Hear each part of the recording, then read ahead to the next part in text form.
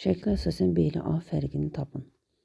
A və B-nin yerləşdiyi mövqeyə baxaq. Buradan 1,1-dən 1,2-yə qədərdir və aralığı sayaq. 1, 2, 3, 4, 5, 6, 7, 8, 9, 10. 10 da nədir? Deməli 1,2-dən 1,1-ə çıxıram. 0,1 və bu ədədi də 10-a bölürəm. Çünki 10 dənə hissəyə bölünüb. Alınır 0,1. Deməli hər bir bölgümüz %1 qədər gedir. Buna görə də buradakı biz 1,1-in axırına bir 0 artırsaq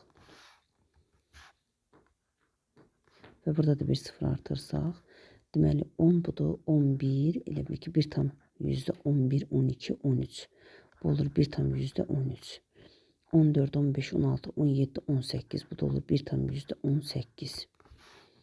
Deməli A-nın koordinatlarını və B-nin koordinatlarını tapdıq və B ilə A-nın fərqi lazımdır.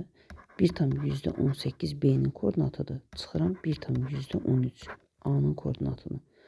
Alınır 5, 0, 0. 0,5.